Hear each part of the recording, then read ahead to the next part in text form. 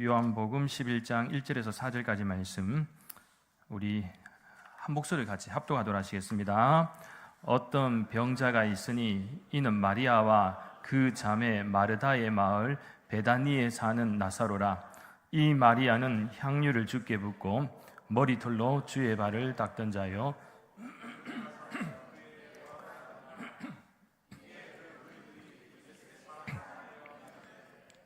주여 보시옵소서, 사랑하시는 자가 병들었나이다 하니 예수께서 들으시고 이르시되 이 병은 죽을 병이 아니라 하나님의 영광을 위함이요 하나님의 아들이 이로 말미암아 영광을 받게 하려 함이라 하시더라.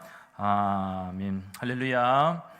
하나님을 예배드림이 우리가 할 수 있는 최고의 기쁨임을 믿습니다.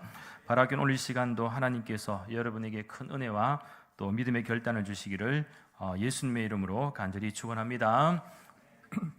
오후의 시간이다 보니까 좀 나른하고 오늘도 점심 또 비빔밥 맛있게 많이 드셨기 때문에 좀 피곤하실 거라 생각하고 한 가지 이야기를 먼저 시작하고 말씀을 계속 이어가도록 하겠습니다.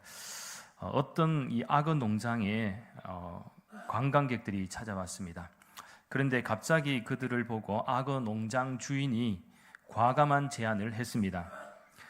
이 악어가 있는 물에 뛰어들어서 건너편에 살아서 도달하는 분에게 100만 달러, 약 10억 원을 주겠다라고 이렇게 제안을 한 것이죠. 10억 그러면 절대로 적은 돈이 아닙니다. 그런데 이 막대한 상금에도 관광객들은 아무도 감히 뛰어들 생각을 하지 못하였습니다. 그렇지 않습니까? 목숨을 담보로 해야 되기 때문에. 그런데 갑자기 한 남자가 물에 뛰어들었습니다. 순식간에 악어들이 몰려듭니다. 하지만 이 물에 뛰어든 이 남자는 필사적으로 엄청난 그 헤엄 실력으로 악어를 피해 필사적으로 헤엄을 잘 쳤고 천만다행으로 이렇게 무사히 건넜습니다. 이 농장 주인은 그를 가리키며 외쳤습니다. 당신은 이 세상에서 가장 용감한 분입니다. 그러면서 구경하던 그 관광객들도 그에게 아낌없이 박수를 쳐주었습니다. 그리고 보상을 받은 후에 부부는 호텔로 돌아왔습니다. 도착하자마자 가이드가 그에게 말합니다. 당신은 정말 대단합니다. 이때까지 그렇게 뛰어든 사람도 없었고 성공할 거라고는 아무도 생각하지 못했는데 그 위험한 곳에서 뛰어드는 것도 대단하고 성공한 것이 너무나도 대단하다고 하던 그렇게 칭찬을 하니까 이 남자가 말을 합니다. 사실은 제가 뛰어든 게 아니고요, 누군가가 나를 밀었어요. 그때 그의 옆에 서 있던 아내가 미소를 짓고 있었습니다. 이 이야기의 교훈은 뭘까요? 아내에게 잘해야 된다. 못하면 자기도 모르게 떠밀림을 당할 수가 있다. 예, 부부간에 잘하면 좋겠죠. 네. 자, 오늘 이 시간에는 우리의 삶은 누구를 위한 것인가? 라는 제목으로 잠시 하나님의 말씀을 나누도록 하겠습니다. 살다 보면 건강만큼은 절대로 호언장담할 수 없는 것 같습니다. 왜냐하면 제가 아는 분 가운데도 그렇게 건강하다고 자부했는데 어느 날 갑자기 큰 병에 걸리시는 분도 있는가 하면 늘 변약하고 또 위태로워 보였는데 의외로 큰 병 없이 그럭저럭 이렇게 잘 견뎌내시고 이겨내시는 분들도 계시기 때문입니다.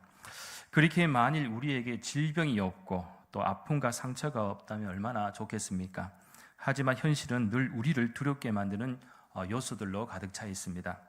그런 의미에서 오늘 본문의 말씀 11장은 요한복음에만 소개되어 있는 내용으로서 이 병에 걸려 죽은 나사로의 이야기가 전반적으로 담겨져 있습니다. 나사로의 죽음은 더 이상 인간으로서는 할 수 없는 이 현실의 문제를 구체적으로 잘 보여주고 있습니다. 그러나 오늘 본문에서 더 중요한 관점은 예수님께서 이러한 상황을 어떻게 변화시키셨는지에 초점이 맞추어져 있습니다.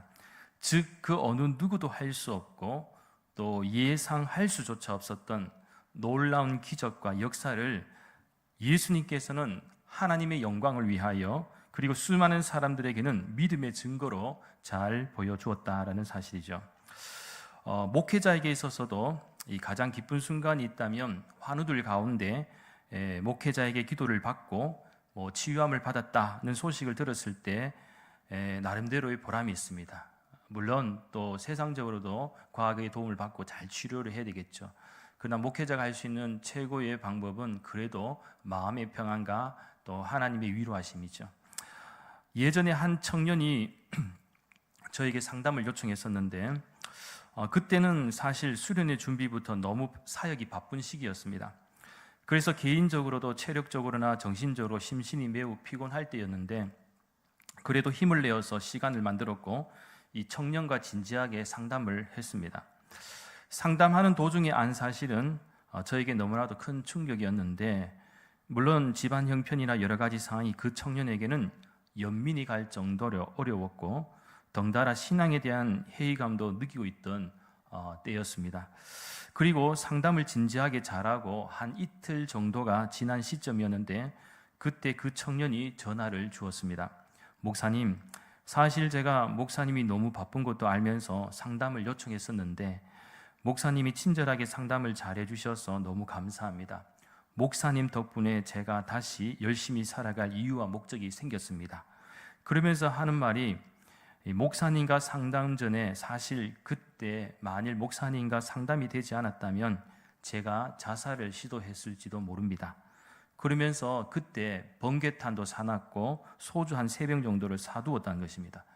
이 팔을 긋거나 목에 줄을 달게는 용기가 좀 부족하고 본인도 좀 이렇게 여러 가지 인터넷을 조사하면서 가장 쉽게 죽는 방법이 뭘까라고 했는데 다른 거는 좀 무서워서 잘 못하겠고 소주 한 3병 까가 마시고 들이마시고 번개탄 하나 피워버리면은 이제 제일 편하게 죽겠다 이래야 하는 생각을 했던 것 같습니다.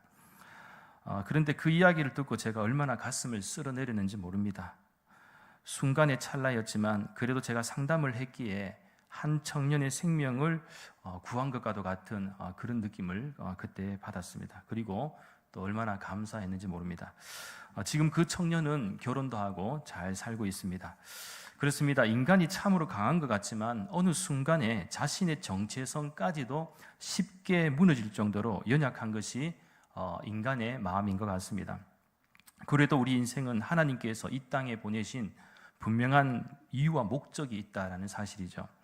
그렇게 저는 지금도 강력하게 우리 교우들과 청년 세대 또 어린 세대들에게 강조하고 싶은 것은 하나님이 내게 주신 소중한 생명을 함부로 다루지 말라는 것입니다. 당장 내 앞에 해결되지 못하는 문제가 있다 해도 생명보다 중요한 것은 없습니다. 그리고 생명이 존재하는 한 언제든지 우리는 하나님이 주시는 은혜 가운데 인생 역전을 할 수 있다라는 사실입니다.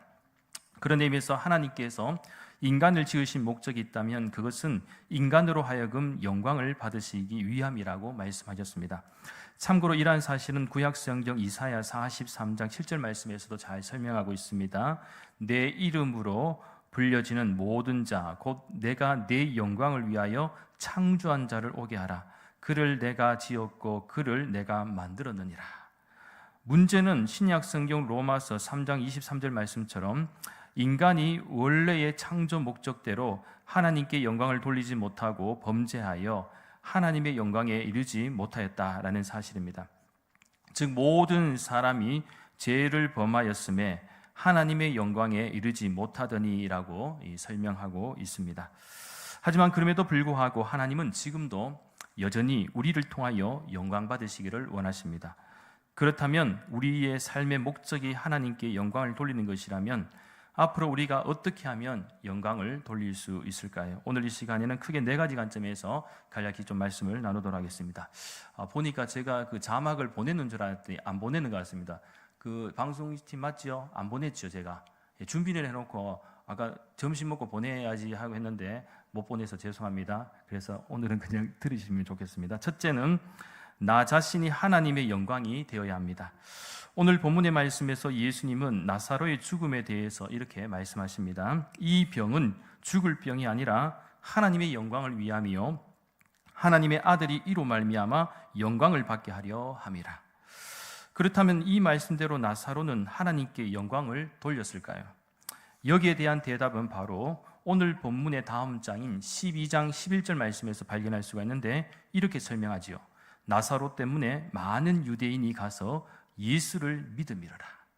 정확하게 말씀드리면 예수님 때문이기도 하지만 예수님의 능력이 나사로를 살리셨고, 이러한 나사로의 모습은 많은 사람들에게 놀라운 예수님의 능력을 보여주는 산 증인과도 같은 역사가 되었습니다.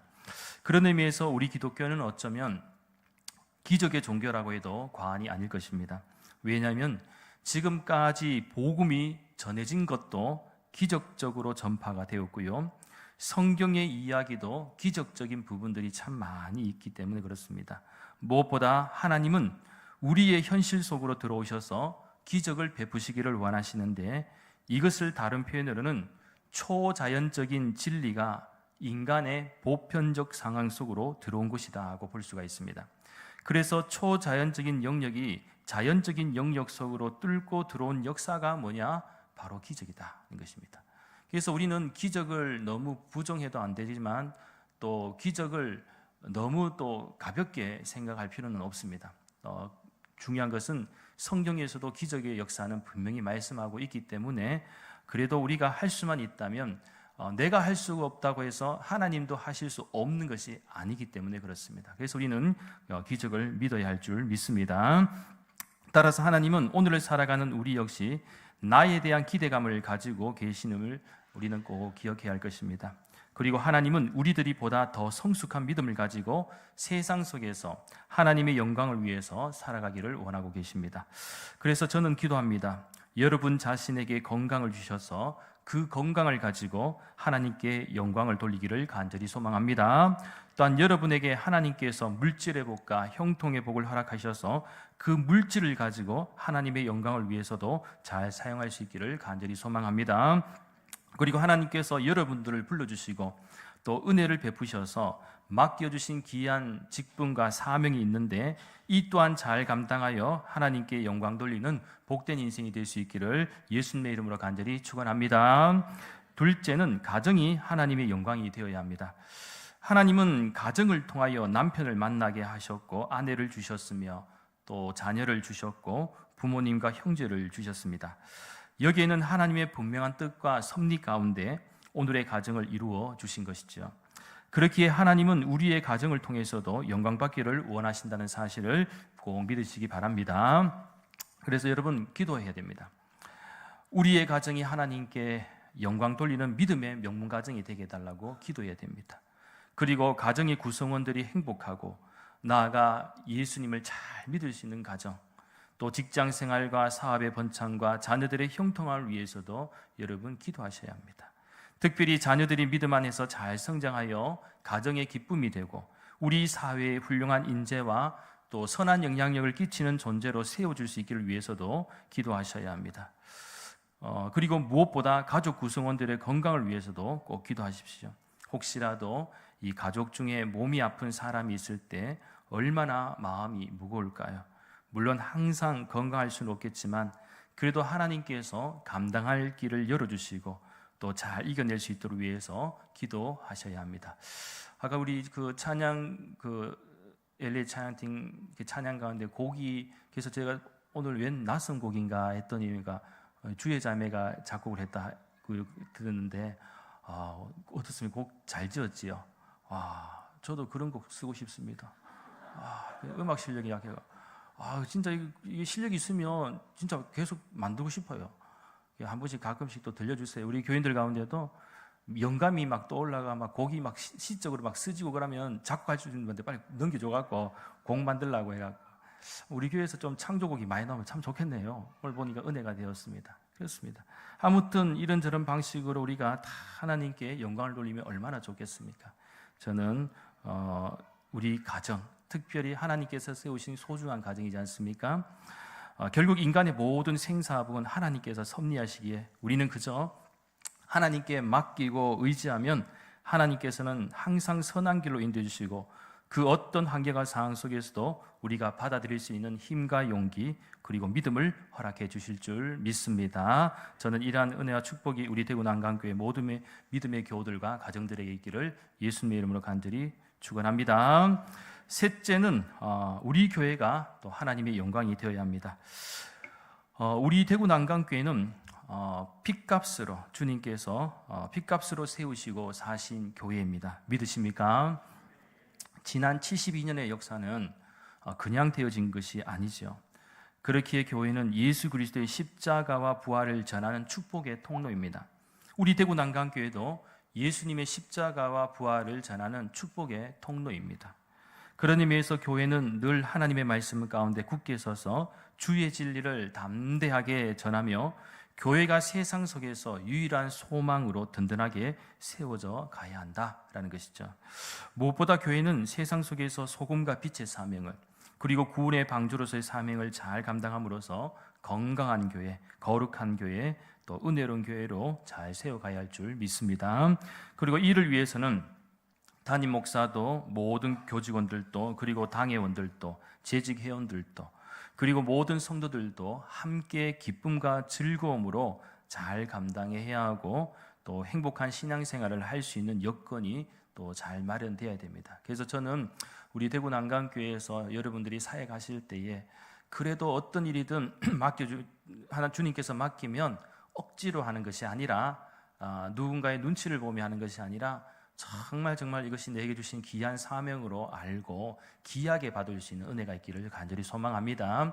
귀하게 받으면 귀하게 사용될 수가 있습니다. 억지로 받으면 얼마 가지 못합니다. 그렇기 때문에 우리가 그런 여건도 잘 만들어야 되고, 하지만 무엇보다 이 일을 하기 위해서는 함께 한마음 한뜻이 되어서 하나님의 영광을 위해서 잘 감당할 때 가능한 일이 될 줄 믿습니다. 최근 우리 교단 신문이죠. 한국기독공보 신문에서 한 2주 전에 언급한 조사 리서치한 그 자료가 있습니다. 우리 교단이 한때 280만 명으로, 또 장자 교단으로서 가장 많은 교인 수를 자랑했습니다. 교단과 교파를 초월해서 한때 280만 명. 그래서 한창 부흥이 잘 될 때는 300만 명도 돌파할 수 있겠다라고 이렇게 기대감을 많이 가지고 있었는데, 작년 2023년 연말까지 이제 통계가 나왔는데, 교인 수가 정확히는 220만 7,982명으로 줄었습니다. 그러니까 거의 60만 명의 교인이, 가까운 사람들이 타 종교로 또는 무신론자로, 나아가 가난한 교인으로 빠졌다라는 사실입니다. 안타깝죠. 60만 명이면 교인을 한 100명으로 잡으면, 한 교회에 100명 교인이다 그러면 교회 몇 개가 사라졌습니까?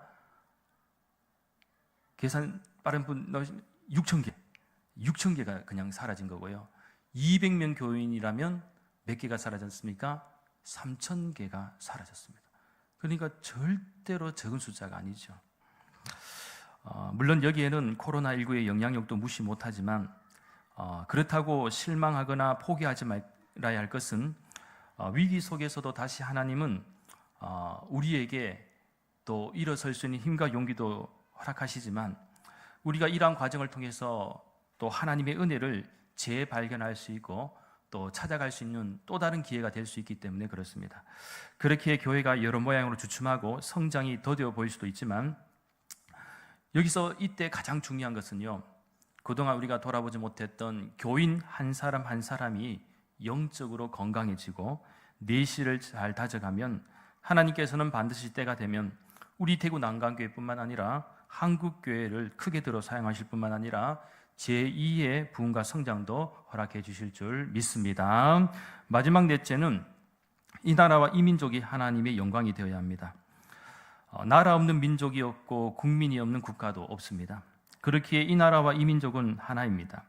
따라서 우리는 매 순간 나라와 민족을 위해서도 기도해야 하고, 또 나라가 안정되어 국민들의 삶의 질이 높아질 수 있도록, 그리고 시대 정신이 건강해질 수 있도록, 무엇보다 영적으로 깨어있고 하나님의 공의와 사랑이 이 땅 가운데 실현될 수 있도록 위해서 기도해야 할 줄 믿습니다. 그런 의미에서 우리나라 조국 대한민국 같은 경우에도 참으로 수많은 이 격동기의 시간들을 보내었지만, 그래도 지금의 대한민국을 하나님께서 기적적으로 세워주셨는데, 앞으로도 우리는 하나님의 은혜 가운데 정치, 경제, 사회, 문화, 교육, 국방, 강보 등 모든 영역에서 안정과 평안, 또 번영을 위해서 기도해야 할 줄 믿습니다. 그래서 신약성경 고린도전서 10장 31절 말씀에서 사도 바울이 권면한 말씀처럼 저는 우리 자신과 가정과 또 교회와 이 나라 이 민족이 무엇을 먹든지 마시든지 무엇을 하든지 다 하나님의 영광을 위해서 하는 충만한 은혜와 역사가 있기를 간절히 소망합니다. 사랑하는 여러분, 이제 말씀을 정리합니다. 우리가 살아가는 현실은 분명히 어느 것도 만만한 것이 없고 녹록지 않은 것이 없습니다. 그럼에도 불구하고 우리가 이 세상에 존재하는 것은 분명한 하나님의 뜻과 또 존재 이유와 목적이 있다라는 사실이죠. 그렇기에 우리는 우리 생명을 어느 것도 헛되게 다루어서도 안 되고 소중하게 생각하며 가치 있고 또 의미 있는 인생이 되도록 노력해야 할 줄 믿습니다. 그리고 오늘 본문의 말씀에서 예수님께서 하신 말씀, 이 병은 죽을 병이 아니라 하나님의 영광을 위함이요 하나님의 아들이 이로 말미암아 영광을 받게 하려 함이라는 이 말씀처럼 우리가 아무리 최악의 상태나 절망의 끝자락에 서 있다 해도 하나님은 우리의 최악과 절망까지도 하나님의 영광을 위해서 기적의 역사를 베푸신다는 사실을 꼭 기억하시면서 하나님을 향한 신실한 믿음과 삶을 통하여 오직 하나님께 영광 돌리는 복된 인생, 복된 가정, 복된 교회, 그리고 복된 이 나라 이 민족이 될 수 있기를 예수님의 이름으로 간절히 축원합니다. 기도드리겠습니다. 거룩하신 하나님, 감사를 드립니다. 저희들이 이 세상을 살아가는 동안 보이는 현실의 문제는 분명히 존재하지만 그럼에도 불구하고 우리가 하나님의 영광을 위해서 살아가는 존재임을 잊지 않게 하여 주시고 오히려 하나님은 우리 자신과 가정과 교회와 이 나라와 이 민족이 하나님의 영광을 위해서 살 때 기적의 역사를 베풀어 주시고 최악과 절망조차도 은혜로 베풀어 주신다는 사실을 잊지 않으며 무엇보다 하나님을 향한 신실한 믿음과 삶을 온전히 살아낼 수 있는 복된 인생들이 될 수 있도록 역사하여 주시옵소서. 감사드리며 모든 말씀 거룩하신 예수님의 이름으로 간절히 기도하옵나이다. 아멘.